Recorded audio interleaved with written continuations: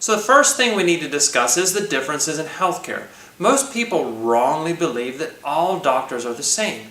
And truth be told is, all healthcare practitioners, whether they're a medical doctor, an osteopath, a chiropractor, an herbalist, or even a naturopath, can all be classified into one of two categories depending on their intents and purposes.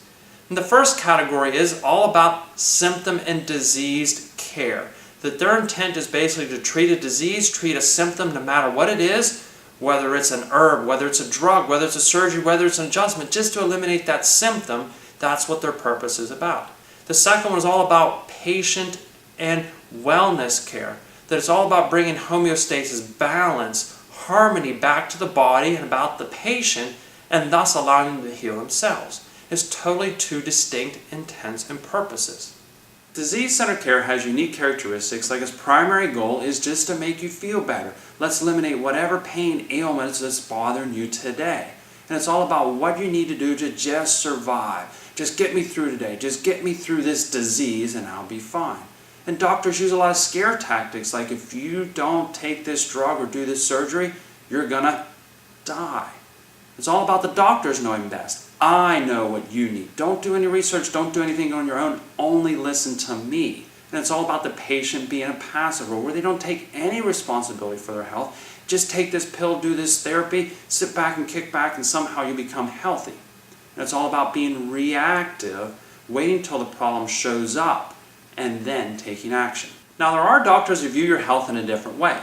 Wellness practitioners' goal is to help you become overall healthy and balanced. And we know the healthier your body is, the better chance it has to heal any and all health ailments that you might have, and also keep you healthy in the future. And it's all about finding the true underlying cause. What caused your body to become unhealthy, unbalanced in the first place? And what do we need to do to make you really, truly thrive? Whether it's supplements, whether it's exercise, whether it's diet, we know is all essential to make your body healthy and well. And the end goal is all about living active and abundant lives. And it's really about teaching you and educating you what it takes to make yourself healthy and also keep yourself healthy for a lifetime. So if you had to choose between these two systems, which one is working, which one is not working, which one do most people choose and which one most people are unaware of, you may or may not be surprised to know that it is our current medical system, our disease-centered care, that is actually failing. But a lot of people might say, I thought we had the best health care in the world. Well, truth about it is we are number one in a lot of categories, but maybe just not the right one. Like spending, we spend more money than any other country in the world on health care, over $3 trillion in what I classify as sick care. What does that get us? Only 39th in the world as far as health outcome and longevity. And even if we're looking at life expectancy, if you've been watching in the last few years, our life expectancy is actually getting shorter. And we now know our generation of children will be the first generation ever that will have a shorter life expectancy, live less long than their parents. Why might that be? This quick study here done by the New England Journal of Medicine actually sheds some light on why the problems are there. This was actually medical doctors that actually looked at themselves and said, are we helping more people or are we actually causing more problems? And they actually found the numbers were the same. As many people as they help, as many people as they hurt. And they further found out that $1 trillion of those $3 trillion we spend are for services that don't even work, don't even improve our health, and actually make things worse. And then we actually spend over $500 billion on what? Taking care of the problems that $1 trillion cost us. So what are we spending all this money on that's not helping people get healthy? One, to my surprise, was actually heart surgery. Here was a study done in the New England Journal of Medicine that found out that 95% of all angioplasty stents do not help people, and less than 2 to 3% of bypass surgeries actually even prolong the life. $200 million is spent on heart surgery, and we know we get results of 2 to 3%. And we look at prescription drugs, spend billions of dollars every year on prescription drugs. And here's just a short list over the last decade of some big blockbuster drugs that were supposed to save the world. And we know now they're actually pulled off the market because they cause more problems than what they actually helped. Vioxx, Celebrex, Premarin, and Vytorin all made the issues much, much worse than they actually helped.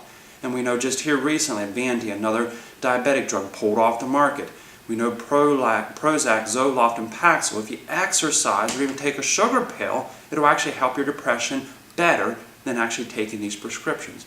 Fosamax, Actonol, Benevia are actually osteoporotic drugs to help strengthen your bones. And we now know they all cause what? Hip fractures and jaw fractures.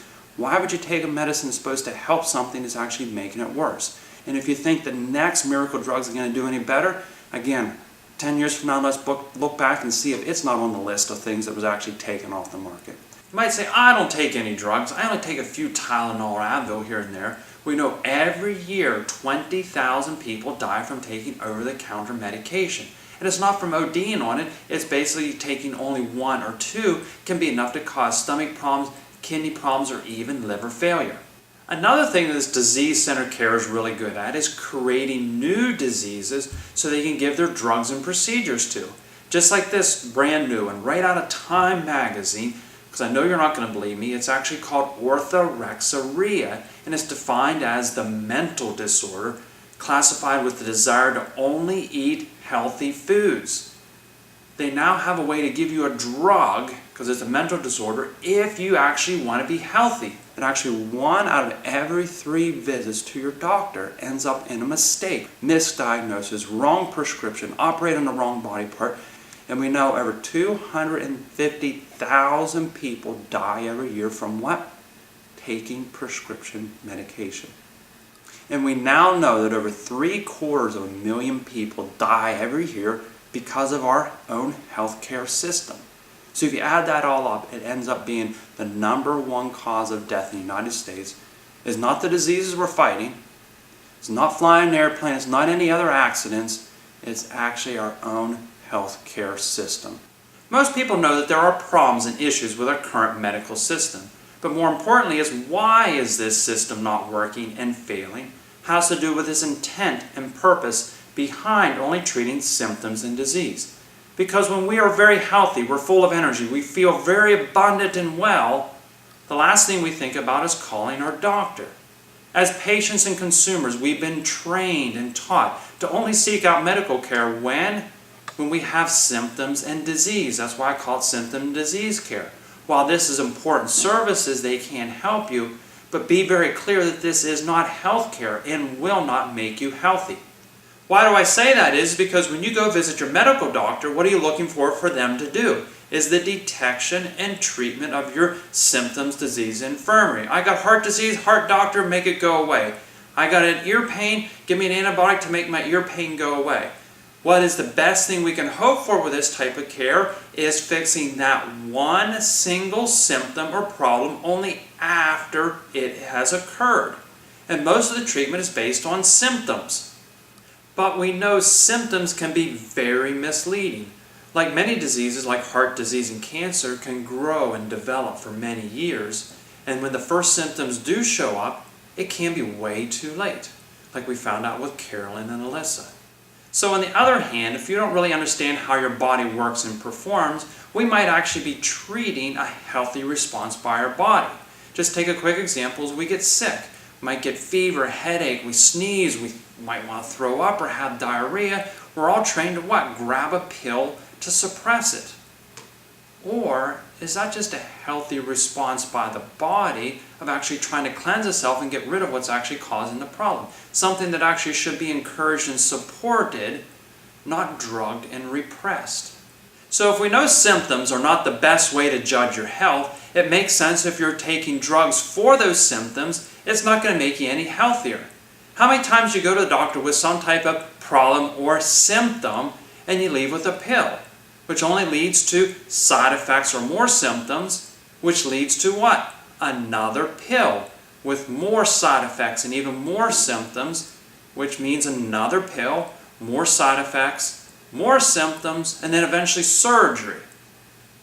How many times do you want these pills for the rest of your life also? These pills aren't really making you healthy. They're just suppressing your symptoms, so you're not aware of actually what's happening or going on inside your body. So why would our medical doctors do this to us? But that's the way they're trained and what we've come to expect of them to do to us.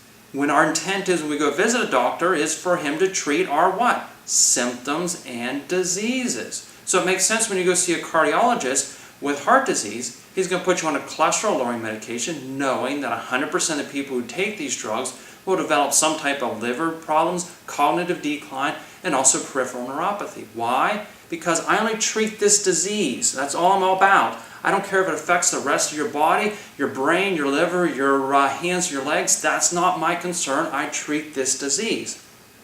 Just like with cancer, right?